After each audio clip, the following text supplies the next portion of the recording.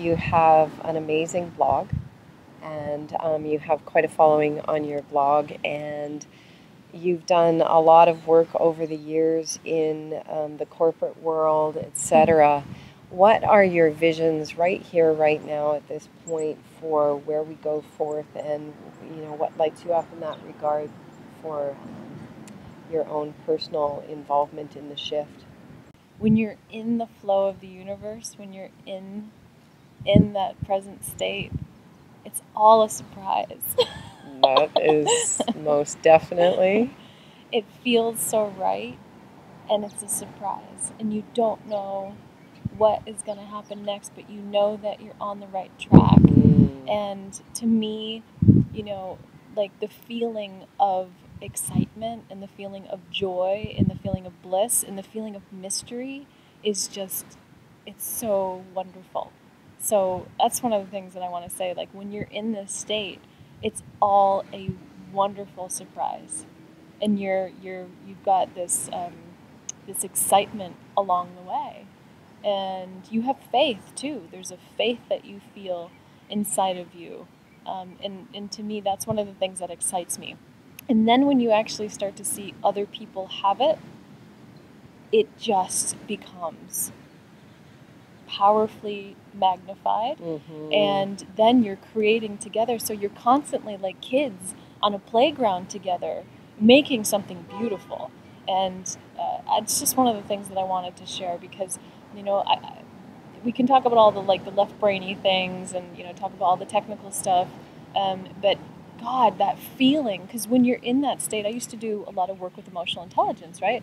And so your emotions impact your thinking. So when you're in that coherent state and it feels so amazing and so good, what you've got that's coming in for ideas and how you're choosing to show up with other people, again, it's beautiful, it's wonderful. And then you look back and go, oh my God, look what we created. Oh my God, look at the meeting we had yesterday. Oh my God, the connection that I had with somebody is far more magnificent than I even could possibly dream it could be.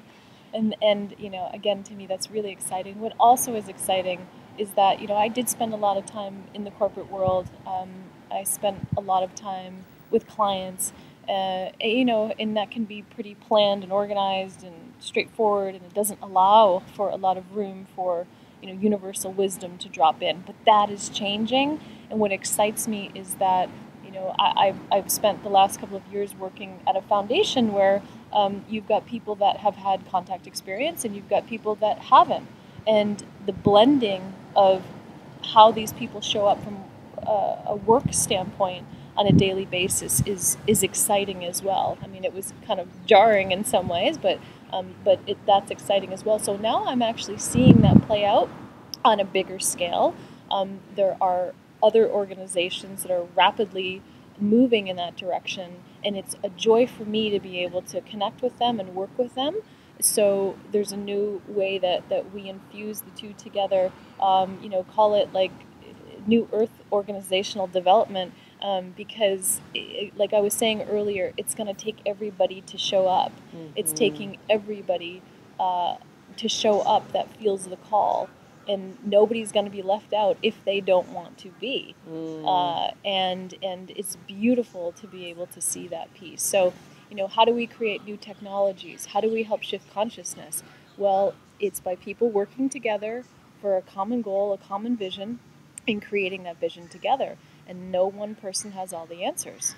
And that's the beauty of it. And that's why the male and feminine piece need to come together, because it's going to take all ages, it's going to take all education levels, it's going to take all different levels of experience, from graphic designers to engineers to chemists to astrophysicists to leadership coaches. Like, it's going to take everybody to come together to do this and to drop their old programming enough to allow the new to come in, and to infuse all their different skills and experiences. And again, like, that's one of the things that really excites me, because I get to finally show up and use all my skills and abilities, and I get to talk about ETs, and I get to talk about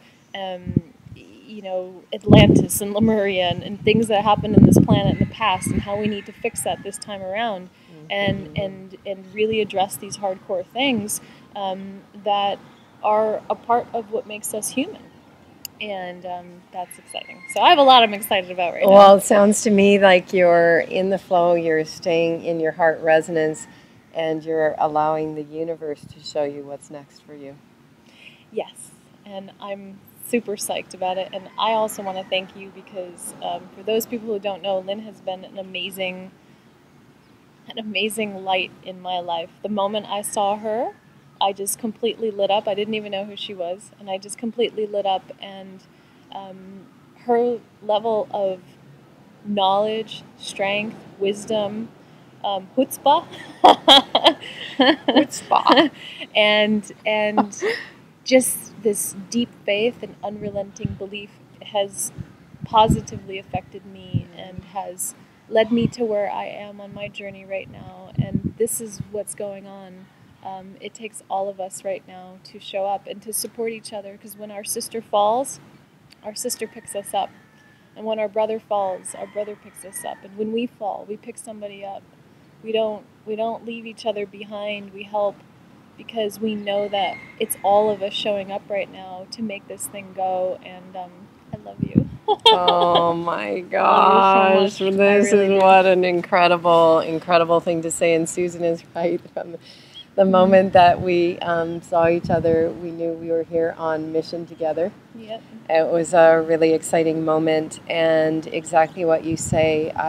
There was one winter that we were working together on a project, and I remember driving up to the project one day that we were working on, and I was leaving behind my surfboard on the beach, and I was asking the universe why I was doing this, leaving my surfboard behind, and why I was going to go and do, things away from the beach while I was in Hawaii. And my guidance showed me a ladder, and it showed a hand of light reaching down the ladder, and it showed another hand of light reaching up the ladder. And my guidance said, because this is how it all works. There is always a hand above us that is reaching down to lift us up, and we always have a hand that we're putting down to lift someone else up. And so what a beautiful way for you to bring this portion. We'll be doing a lot of this together, I'm pretty sure. But to share this piece and to really honor you for your work on the planet, for being so open and honest with your sharing about being a contactee, and from it coming from such a powerful, beautiful light being as yourself. You are opening so many doors for people to really open to these aspects of themselves, and you've been a voice for this for so long.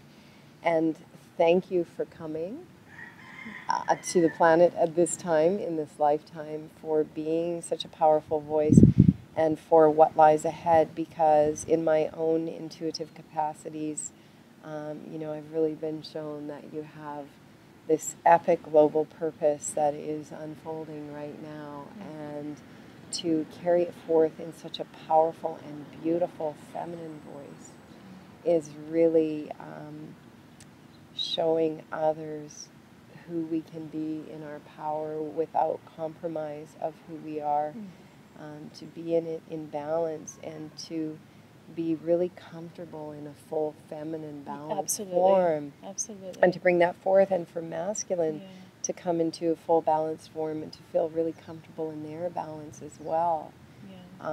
It has been an incredible journey that we've been on since we were first introduced in 2012, December.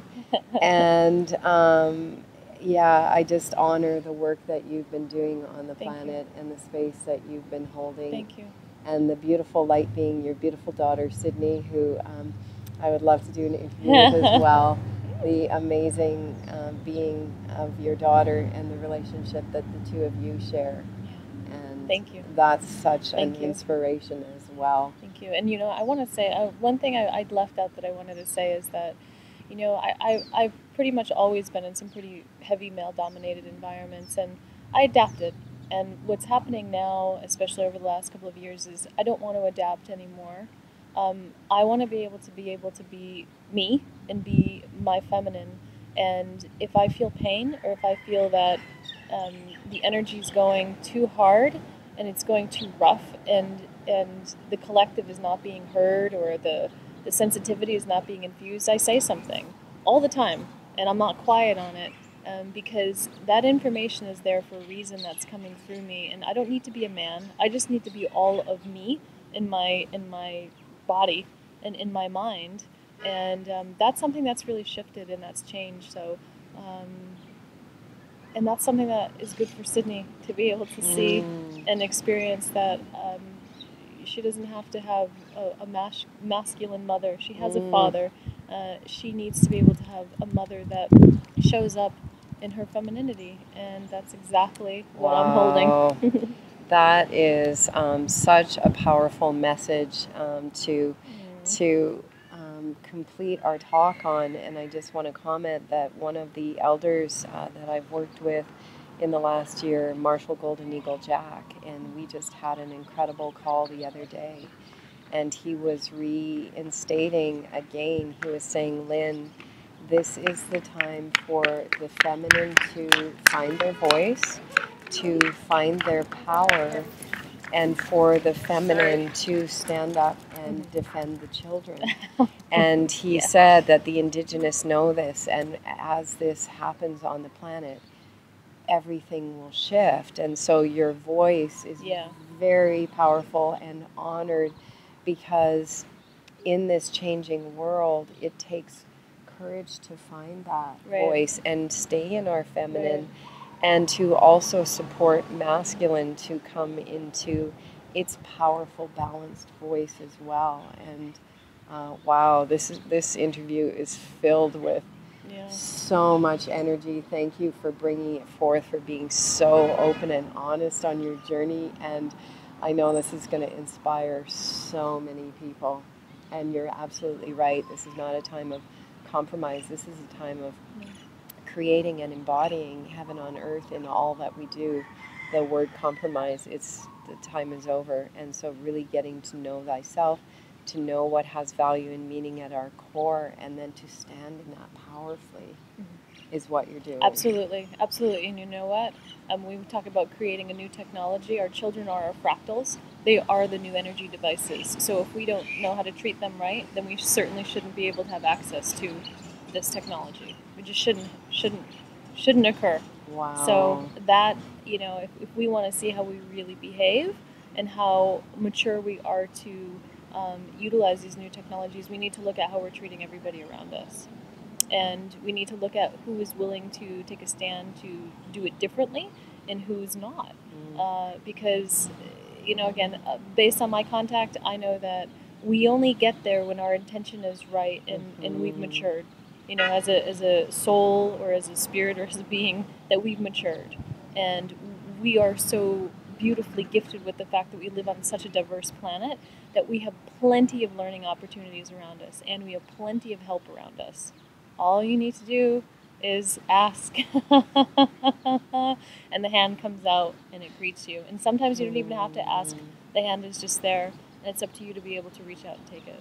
Absolutely. Time of self-empowerment and making really powerful choices right here, right now. This is the moment to claim our inner power and to go forth in unity consciousness, in service and reverence for the well-being of all of life throughout all times, places, spaces, dimensions, and beyond. The time is right now. And Susan, you've really brought forth a powerful message. So thank you so much. Thank you so much. Thank you.